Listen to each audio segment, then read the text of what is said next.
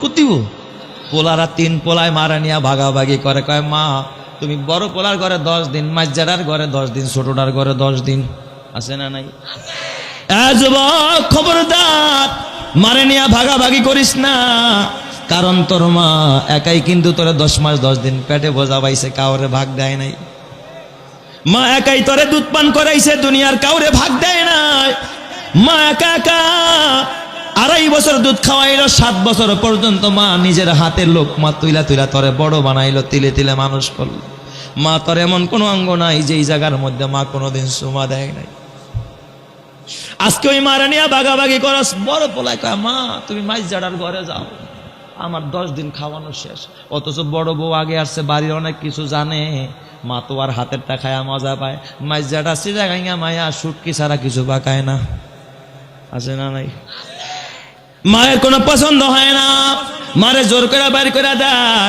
মা ডাক দেয়, সন্তান ছোটবেলায় তোর আমি কারো সাথে ভাগ দিতে পারি নাই, আমি আমার বুকটারে টয়লেট বাড়াইছি, আমি মা মুখের খাবারটা তোর মুখে তুলে দিয়েছিলাম, জীবনে খানা ভাগ করি নাই। তোর পাশের বাড়ির খালাম্মা তোর কাকি আম্মা চিতাই পিঠা বানাইছে, 4টা পিঠা আলের মধ্যে দিয়া কয় ভাবি সাহেব আপনি ভাইরে নিয়ে খাইয়েন। আমার পেটেও ক্ষুধা ছিল রে আব্দুল্লাহ, আমার খাইতে মনে চাইছিল, আমি মা খাই নাই।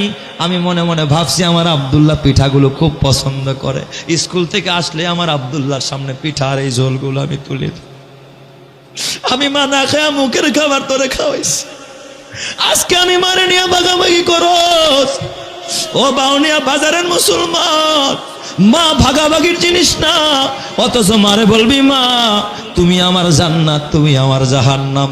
মা যতদিন বাইচা থাকি কলিজা কাইটা খাওয়াবো, তুমি আমার ঘরেই খাও, মন চাইলে অন্যের ঘরে যাইবা না, মন চাইলে না যাইবা। এই কথা যদি বলতে পারো, তোর ঘরটারে জান্নাতের ঘর বানাবেন যিনি, তিনি কে? আরো জোরে বলেন না, তিনি কে? এ যুবক খবরদার ওই মারে কষ্ট দিস না। এক প্রবাসী